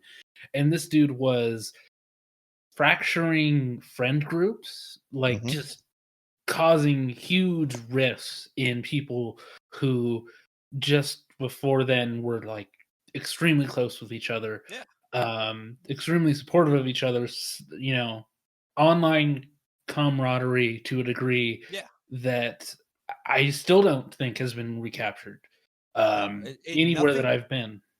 I'll be 100% honest with everybody, like on this not a live podcast, but on this hot mic. Fuck it, we're doing it live. None of my friendships are the same. Like it's not. Yeah. After reconciliation, there's nothing you can do to kind of fix that rift that this dude's created. Like it's just like it's such a fucked up thing that to this degree I have missed so many years of friendship with these people. And like it feels weird because I'm like, I should be closer with you, but I'm not. And like that sucks. And I really hate it, but there's nothing I can do about it. So it's like, if there's someone, I guess I'm just gonna wrap this up by saying this is like, if there's someone in your life who you think is doing this, or even like if you hear something about this, you need to believe the victims of this, because it's not that there's no accountability if you don't hold them accountable. Like it's just, they're not going to accept it. Like theme of the week is accountability. Oh wow, this is gonna segue nicely. But again, I just want to throw out there because like fuck that, it just makes me so mad, and it happened this year, so might as well throw it out there. God, that happened this year. That was this year. I thought that happened 2 years ago. No. Fuck. Nope. But anyway, I watched all of Mandalorian, and I'm on a Lucasfilm blacklist, so the Stormtroopers are going to get me any day now. All right. Who wants to go next? I don't. Eric, did you come up with another thing? No, like that was my big thing, and then they talk about Christopher Nolan / Warner Brothers and their streaming whatnot was kind of my other two things. So yeah, that's all I really had. Like I said, I was just kind of freestyling, and I'll feed off of all your hatred because it gives me strength. All right, Connor, did you have another one? Yeah, I've got a really, really big one. So this is a corporate entity who, over the course of this year, has demonstrated that their employees are cattle, that they don't care about their livelihoods Dorsey. or their health. They do dealings with murderers who butchered a journalist and had him dismembered. Mhm. They deliberately exposed their employees to a potentially deadly virus. They fired and furloughed 40% of their staff earlier this year, and then turned around and made had the most profitable year they have ever had. Um, and it's the fucking WWE and Vince McMahon. I have never been more appalled by this collective than I have this year, because, like, I'm glad it happened, because honestly, this fucking empire really needed to take a beating, because it's been more or less Teflon for a long time. Like, controversy just doesn't affect this company. They might, like, ratings might fall, but like they still keep making money hand over fist. And this year, like, that company's ass got shown to everybody. You want And to I hear think something the even best better? thing about it is that it seems to have like resulted in this Dorian Gray-esque twist where Vince McMahon comes on TV and looks like a fucking stuffed corpse. He does. He looks like dog shit, and looks and sounds so fucking ill. I'm like, oh man, I hope I live to see him croak, because I think he's a detestable, horrible, self-centered bastard who is making money off of these people. I forgot to say that he spearheaded a movement to remove any Twitch or third-party account that all of his wrestlers had, because they were doing it because they're playing games to make money, because they're making less money without being on tour. So they decided to make some extra cash on the side by doing streams or whatever. And Vince torpedoed all of that. And in the wake of it, one wrestler, Zelina Vega, was very outspoken against it, and opened up an OnlyFans account, which is not one of the sites that were prohibited. It wasn't. But It wasn't sexual. only to sell cosplay photos Yeah. that were PG, and the It was WWE actually- fucking- It was actually really cool because she was like she's super into like Mortal Kombat and like I think Overwatch was a couple yeah, that so she she did. like she did some Jade shit, and like I think maybe Diva, I don't know, I can't remember. But and then she set out one tweet that said, "I support wrestler unionization," and then she was fired like And 2 hours then- later. So do you want to be mad again? Oh, I mean, yeah, I've got. So guess whose PAC was found out to be a little bit funding the Capitol thing? Oh yeah. Well, yeah. No, That's not a Guess what? surprise. Guess Yeah. That's not a guess who? surprise so, on any you know, level. And you just brought me to another thing that they like Vince will employ someone like Lars Sullivan, who, so for people who don't know who this guy is, this The is story always this cracks is me a up. shaved monkey that someone discovered and decided to make him a wrestler. He did get porn. Well, there's that, but that's not even like that's not. No, that's not the damaging bad thing. part. That's not the bad He part. has a long and very well established tracked history of being a racist, sexist piece of shit in various places on the internet. And every time this stuff pops up again, they just take him off TV, and then when it quiets down, they put him back on TV. Yep. And they keep fucking doing this despite the fact that everyone knows this dude's dirty laundry. They just don't give a shit. There's been a lot of like patronizing talk coming from these people about what fans want. And I think it's really shitty that they've done this whole Thunderdome thing where they just excise the crowd and replace it with a bunch of LED screens that people can stream into. And then they pipe in fake crowd noise. And I'm like, this is what he wanted. He got a wrestling show that he can control every single factor of and just create his own little playpen. And that's it. But as from a corporate perspective, like it's fucking reprehensible. And I can't remember if this happened this year or the year before, but the story about Ashley Massaro, who passed away and can't defend herself anymore, who was potentially sexually assaulted by members of the U.S. military while overseas. Yeah. And when presenting it to Vince McMahon, he allegedly said, "Well, we're going to downplay this because we don't want to make the army look bad." Yeah. Yeah, I can't remember if that was this year or last year. That was recent. Yeah, and like the WWE, like before I stopped watching wrestling, was like really spearheading the idea like maybe I just don't like this anymore, because like it's the biggest company in that industry. They essentially monopolized it. So when I stopped watching that, I just stopped watching wrestling. And after a while, it like really saddened me because I was like, wow, I can't believe they ruined that thing I grew up loving. So yeah. Yeah. I really don't have anything else to add to that. 'Cause, like, man, I don't know. Like we were saying at the beginning of the show, like there's a lot of like bad stuff happening this year, but I'm really honestly thinking back, I'm really thankful that I only have like 2 or 3 things that I actually like really despise. Like I was thinking about putting. I'll just add this because it's not a full entry, but we can go over it real fast because like I don't think anyone else is going to have much to say about WWE without like experiencing the outrage firsthand. But I was going to put Marvel's Avengers on here because I was like, I have some bad fucking experiences of that game. But on one hand, like I have played the shit out of it and it's staved off boredom so many times, but I can't even really formally put on a list of like things I hated about 2020. I don't know. I haven't gone back to the Avengers, but I also have Cyberpunk and Valhalla that I've been deeply into. The Kate Bishop stuff is really good. Yeah, I need to jump into that. Like I've enjoyed Avengers. I feel like they made some terrible missteps with the way they decided to release it, but it was too late for them to retract anything by the time they released it. Yeah. So they're doing the best they can with what they got. Yeah, and like I honestly think I think post-launch has been pretty up and down. The quick fix, like that first patch that had like tens of thousands of fixes, I was like, wow, that was good cool. on you guys. They're like content's coming soon. We're like, how soon? They go, we don't know, and they just kept saying like content's coming soon. Everyone's like, okay, well we're all done with this. I honestly think a lot of that is COVID stuff. Yep. Like, they're all working. Square Enix actually, it like on this topic is actually really good to their employees. Like they're all working from home and like it's crazy. That's awesome.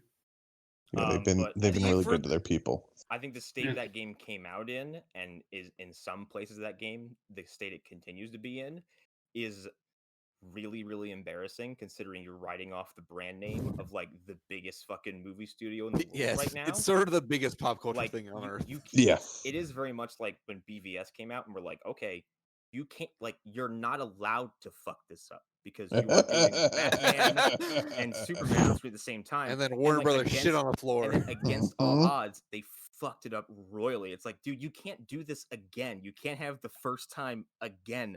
And like, this is the first like serious attempt at a fucking Avengers game, with like a big expansive world and like these very, faithful isn't a word I would use, but like, realized versions of these characters. And it's got a whole bunch of fucking money behind it, and it comes out like this. And I was like, wow, this is a fucking black eye. I can't necessarily disagree with all of that, but it's also but at the same time, I get to hit things with Captain America's shield. Exactly. And it makes a plink noise. It's the brawling in that game is a ton of fun, and I know I haven't touched it in a while, but I'm sure if I go back, I'll be like, oh yeah, I remember why I enjoyed this, because that campaign's fantastic. That campaign is unbelievably good. And it makes me wonder what would have happened if they hadn't tried to jam a games as service in there. Yeah. Also, it is really fun to play as the unbelievably broken and unbalanced Thor and just unload on these stupid aim robots over and over and over. And I'm sorry, but there's something viscerally entertaining about throwing Mjolnir, watching it hit someone, and then you can just walk away. Yes. Or you go over and punch them while they're stuck to a wall. Yeah, like I was playing that, and I was playing as Cap, and like I'm fighting this fucking dude, and like it's one of those like, I don't know, one of those advanced enemies that do a lot of damage. And like I threw my shield at him, I didn't hit him because from the left side of my screen comes a fucking hammer that hits this guy in the chest and hits the wall. I was like, Jesus Christ, Thor. I will say, as much shit as that game gets, it does a really good job of like making you feel like you're in an Avengers fight. Like, yes, it does.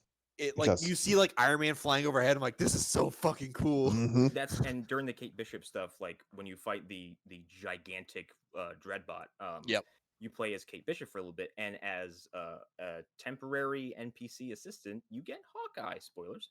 And he's AI Hawkeye? controlled, but like there's this point in that fight where like it's completely organic. Like I'm shooting shit in this thing, and I look to my right, and there's Hawkeye. I'm like, this is a moment I enjoy from this because this is like really this very cool. this organic comic book moment that like bringing these fucking characters together.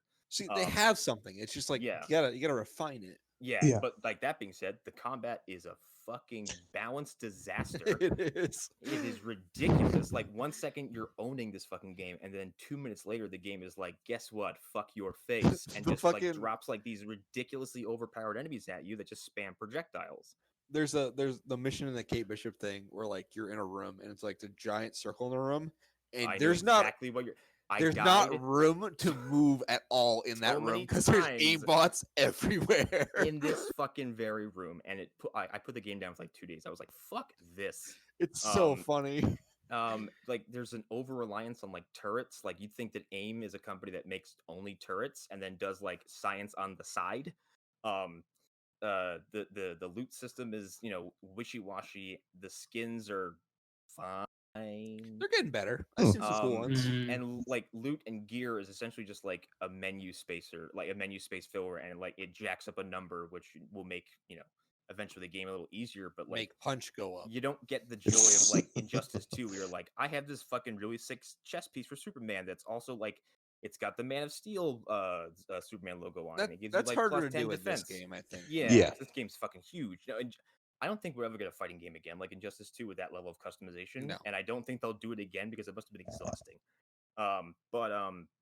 Like there's just so many like I wouldn't say small things, but like very relevant issues with that game that really need to be fucking fixed or it's going to die a death.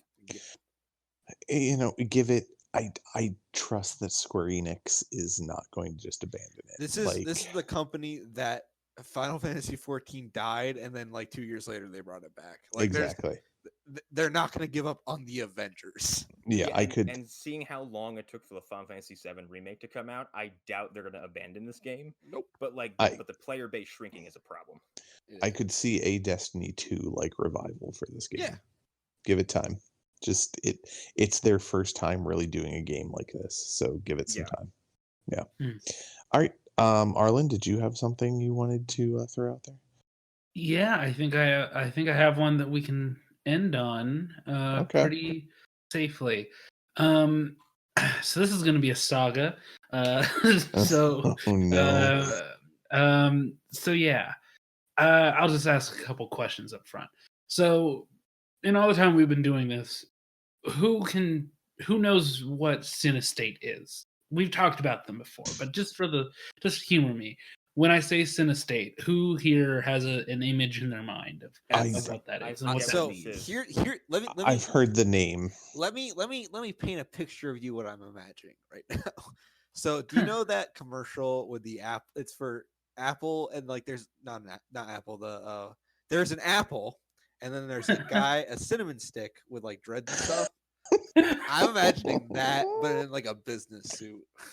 I'm imagining, and this is based probably on half remembered things we've talked about. A YouTube channel of some sort that looks at movies and rates them in some way, or CinemaSins. No, it's neither of those things. But I like the effort in both of those. Honestly, it sounds like an Amway or like what the fuck are those ripoff companies like? Yours might be the closest. Yours might be scheme. Okay, so Cinestate is Cinestate is a company run by a man named Dallas Saunier. Who we have talked about before. That is a name. We have definitely talked about him before, but the name some of you might remember better is S. Craig Zoller. My favorite person that I love to hate. He's directed a couple of movies that we've talked about many times on here. A personal favorite of mine and Connor's, Bone Tomahawk. Divisive film. Really divisive, that film. Really really split the audience in half. This is the worst joke to beat into the ground, and we have beaten it into. I love it though. It's so good. So Dallas Saunier has done a lot of stuff over the years. One of the big things that he did is he is single-handedly responsible for reviving Fangoria.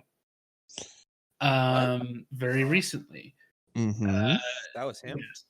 Yes, that was him. He's the one who brought it back. He bought the company. He did a lot of good stuff. He paid an entire year's subscription for the people who didn't have magazines coming when the magazine shut down. He hired a lot of people from Birth Movies Death, which anybody who knows me kind of well knows that was like my daily site. That was one of the places that I went to for all movie news. For movie news that we talked about on this show many times. Wasn't that the site where that dude turned out to be not a great person? If you're talking about who I'm thinking about, he revealed, it was revealed that he did some things in his past that he is still trying to make up for. Yes. Okay. If it's who I'm thinking of. So, but that actually plays into what this is all leading up to. So I'm glad that you brought that up. So De La Saunier, he, among other things, aside from Fangoria, he is responsible for a couple other publications. Like I said, he bought BMD after the person Hunter was referring to left. He also ran a site called like Rebel Film or something like that. Oh god. Yeah. When I hear the word rebel, that's where I get a little concerned. Yep, you should, because De La Saunier, his stated purpose in film has been, as he has said many times, is he doesn't want to make movies that just talk down to conservative people. That was one of his stated pledges. He wanted to make movies that were not Hollywood movies, to say the least. He doesn't want to make libtard movies. Just say it. Oh god. I mean, that's kind of what he was revealed to be saying, based off of things that happened this year. So I'll get suddenly makes so much sense. I've talked about this before. S. Craig Zellers is not. If he's not a Nazi, he's like a Nazi adjacent. He's a proud boy. Well, I mean, let's be honest, that name sounds like the name of someone who worked with Baron Zemo at some point. It definitely sounds like the Avengers. Yes. Yeah. I mean, and yeah, Bone Tomahawk is a movie about fucking subhumans who capture white people and eat them. Excuse me? Want to run that by me again? Yeah, that's what Bone Tomahawk is about. You know that, right? It's about cannibals. Yeah, who like but I know. The joke was never mind. Yeah, no. And you can read that however you want. So, anyways, he said that for a long time, but he's never been like aggressive about it, and he was never, I would say, shitty. He never made it feel gross or shitty, to me at least. I'm sensing a twist coming. Yeah. So cut to this year. The Daily Beast writes an article about a man named Adam Donahue. And the headline of their article is something to the effect of, I gotta make sure I have it in front of me, how a right-wing movie studio enabled the Harvey Weinstein of indie film. Oh no! Oh shit! I know what you're talking about. Is this guy based in Texas?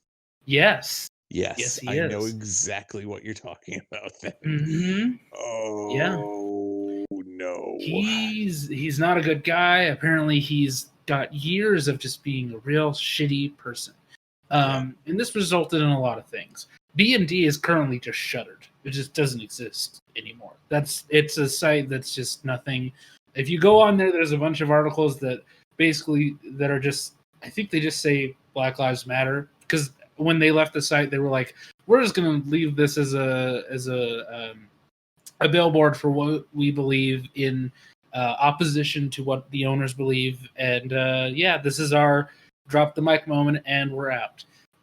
They wrote a letter in joint with Fangoria, basically saying Cinestate has to sell our company or change their laws, rules, bylines, address certain things that they have fucked up over the last few years, forced to come back to work.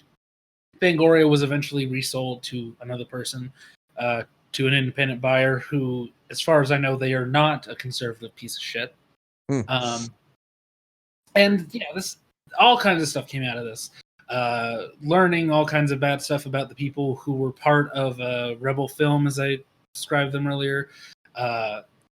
Behind the scenes conversations that they were having that were just really bad and not looking good around the time of the George Floyd murder. Things that were said after this Adam Donahue thing behind the scenes, where Dallas Sonnier was basically claiming that none of it was legit and that it was just liberal people coming after him and his company. No. Fucking A. And yeah, just it's not a good. None of it's good. It's just a lot of bad stuff, and it makes me feel bad because I was kind of sold in a way by a lot of this stuff before all this stuff happened. I was kind of like, I like this guy. He seems genuine. I want to believe that he's not a terrible person behind the scenes. And boom, I paid for a year of Fangoria when it relaunched because it was like, this is cool. I get to be part of the relaunch of this long-running thing that's part of nerd culture, horror culture, all these things. I've rented many of his movies before. I've talked at length about how much I love a podcast that S. Craig Zoller wrote. I have every reason to just be extremely angry that I was like fucking robbed by this dude who I've learned his beliefs are just utterly horseshit, and he's just a bad person. And I'm angry. I'm angry that, he can get away with saying, well, it's all fake and they're just the liberal agenda. Meanwhile, the person that Hunter is referring to stepped down of his own free will. Left the company. No, he did. He became a Buddhist. He is still a Buddhist. Oh, Christ. He's done good. He's not, re-entering the industry. He's gone into, whatever that word is. We're coming to the did he really become a Buddhist? So that's pretty yes, funny. Yes, he did. He stopped drinking, all kinds of stuff. We don't have to go down that rabbit hole. But anyways, my point is, yeah, this has been pissing me off all year. I'm glad that Fangoria is still around, but it really bothers me. Every time I see the Cinestate logo, I have to be like, I hate that this is here. I have to get a little bit bothered by every time Shudder buys one of their movies, and Shudder's one of my favorite services, as we've talked about many times. It's just a thing that I constantly have to think about now that I didn't really want to. I have to worry about, well, is this indie horror movie a movie that Dallas Sonnier stuck into and he's producing that I didn't know about before? So yeah, just fuck Dallas Sonnier, fuck Cinestate, and anybody who's like, well, liberal media is just faking this. Nobody was actually raped on that set. And it links back to stuff that happened this week, so I'm extra angry about it this week, especially. So yeah, that's. Well, you mentioning Adam Donahue, I forgot when that news broke because I didn't recognize the name. I was doing a little reading about it, and I just re-looked on IMDb, and oh yeah, he was a producer on a Ghost Story, and who's one of the main actors in that? Oh, Casey Affleck, who has had some questionable issues in the past. Do you think they exchanged notes? What, on how to rape a child? Yeah, there you go. God. Oh no. I forgot that's what he did. Yeah, it was sexual assault of a child. Yeah, charge applies to an adult accused of assaulting a person 16 or younger.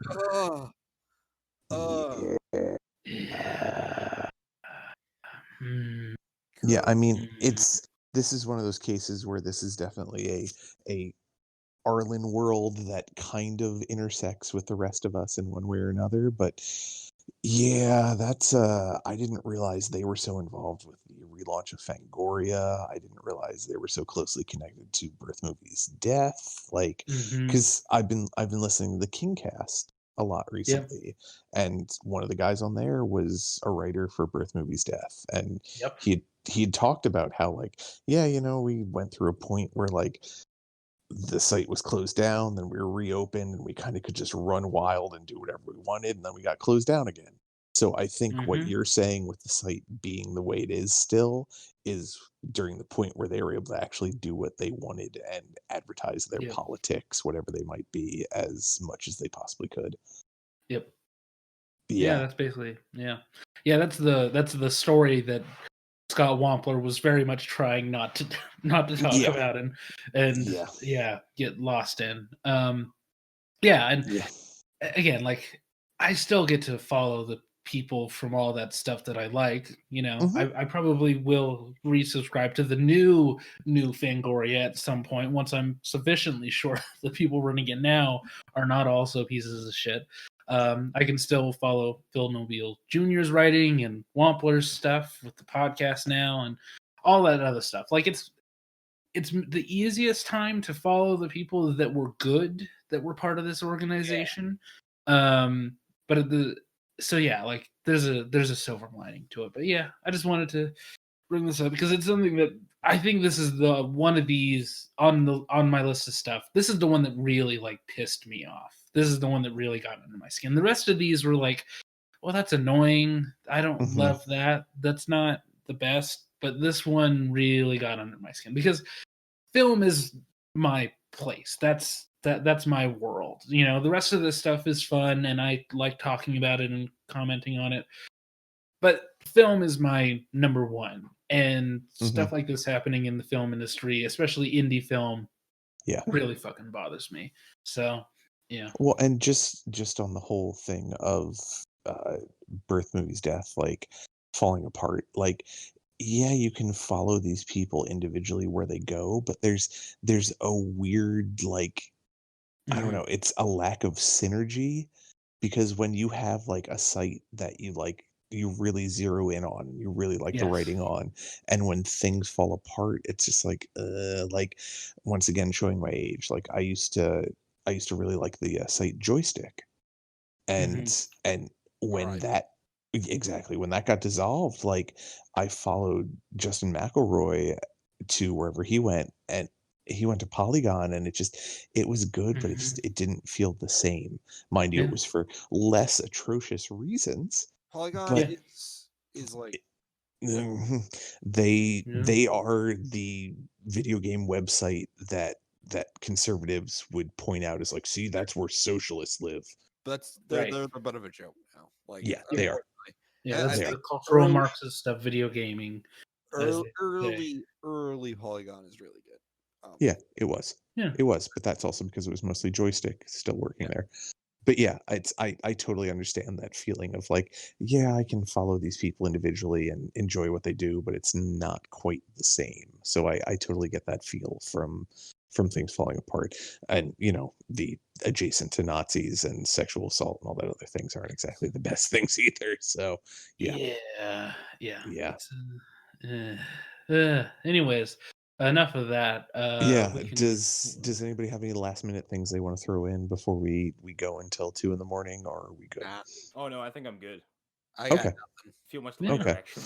The one last thing I wanted to add is, fuck anybody who's complaining about Cyberpunk. If you're playing it on a fucking 7-year-old system, what do you expect? What do you expect? Yeah, why do you think I didn't buy it? Right. You know, the hilarious part to me is like they were hyping up the ray tracing so much. Yeah.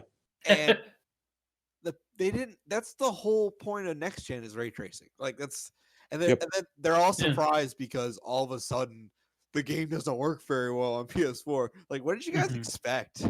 Yeah. Also, and correct me if I'm wrong, because just from the outside, they didn't want to release the game when they did. They wanted to wait a little bit. That's the other thing is, like, this is like, people will blame the devs all they want. It's investors and, like, the 6 people at top who told them release the game. And it's partly Sony and Microsoft's fault because they let them skip Sir.